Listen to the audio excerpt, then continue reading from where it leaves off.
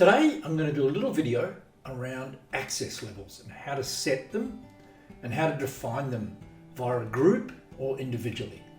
So first things to understand, if we come to this settings page and select VS1 modules, this one, you'll end up in this area here. Now there are two major pieces to this area. Number one is the top section, and this is determined by your license. If I scroll down, you then have your access levels where you control. So this top section is controlled by your license, what you've purchased. So for argument's sake, if you've purchased a simple start pack, those modules will show like that. You won't see these extra options. If you've only purchased the CRM app, then that's the modules you'll see. As you increase this, there are additional charges, but that will show you all the modules. So for argument's sake, I'm on the Plus version, shows everything. So all the modules are available for the company as a whole. And that's the key. Your license determines all the modules that are available for the company as a whole. But when you scroll down, you can then determine which employees get access to those modules. And they can be edited and changed in all sorts of ways, controlled entirely by you. Now, I can't stress enough, when you click on Manage Access, this one, you want to do the group settings first. So you select Group. There's a series of predefined groups that will allocate to each employee. In other words, all your employees will fit into one of these groups. You can make your own, but I recommend you work with these and modify them. Admin is your full level. Will give you access to everything by default. Do not turn off access to access levels in the admin group. Goes without saying. So if I was to select accounts like so,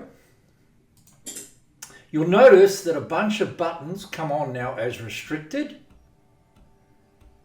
and it tells you you're editing for the accounts group. So that's the key. Groups will give you the ability to see different options, and you'll notice the menus across the top are now hidden. So they're grayed out. If they try to go there, they're restricted. You can't get into it. So again, I can manage the access. Again, if I jump back out of that, that will set the access levels for admin group or whichever one I choose. So I went into accounts. I'm now defining the access levels for accounts. And again, you'll notice that a lot of the options are turned on or off across the top. All right, let's go back. So let's say I want to manage access for my sales. So I select sales. I'm editing the sales access. It shows me the defaults. And any one of these I can turn on or off as I choose. And you'll notice when I allow it, the modules pop up here. Turn it off, they don't get access to it. All right. Now, what's important as well, when you're setting these, if you've given them access, for argument's sake, to contacts, you'll notice in the contacts drop-down box, there's these toggles now on the right-hand side. You might give them access to contacts, but I don't want them to get into the employee or adjust new employees, like so. So now when they go here, they're turned off. They don't have access to them. That's the key. So you can define not only at a module level, but also at a individual list level, like so. Turn them on or off, whichever way you choose. Now, what's really important about that, if I now go into sales, invoice list, choose an invoice, you must do this before you restrict their access. And that's the important piece. You must set these before you restrict access. If I come into my three little dots now, I've again got those mimicked toggles.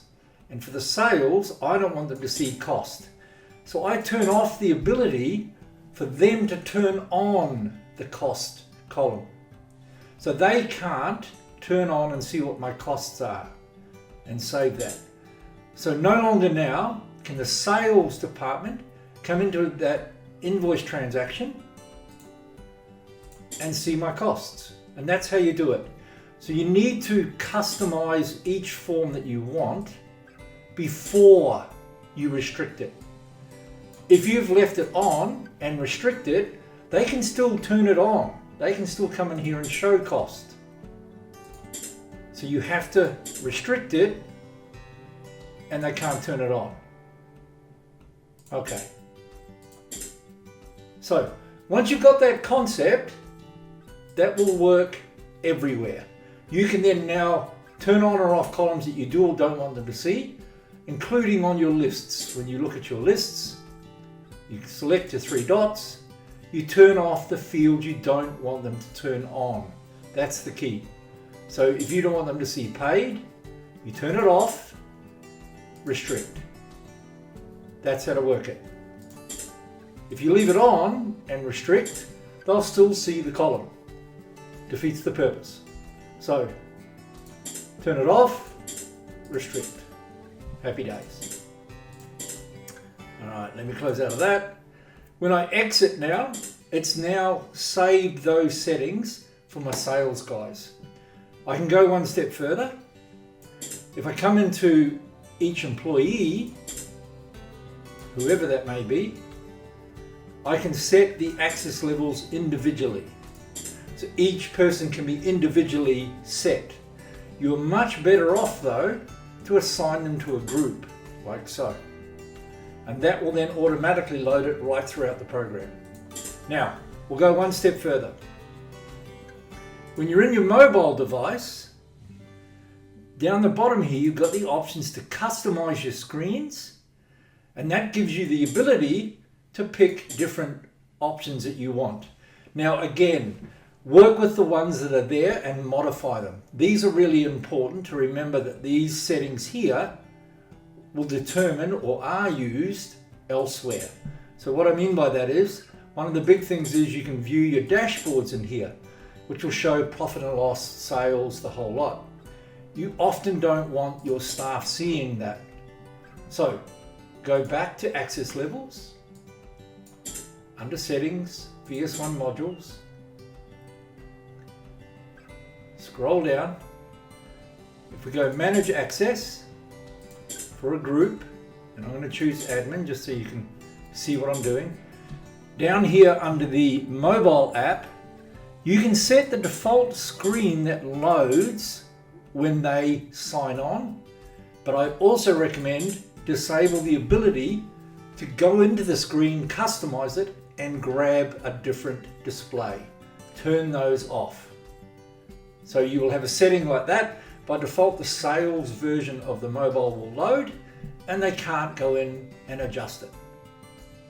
Okay, let me put all that back. So the idea of the button there is if you modify an existing one, it'll fit within that structure that you're seeing me use here. And that makes it really, really simple. Let me exit out of there. So there you go. There's the basics behind doing access levels. And again, when you come back in here, those toggles are gone. They will be restricted in what they can see, but it gives you total control right across the program of virtually any field you want to work with or any screen you want them to see. Hope that makes sense.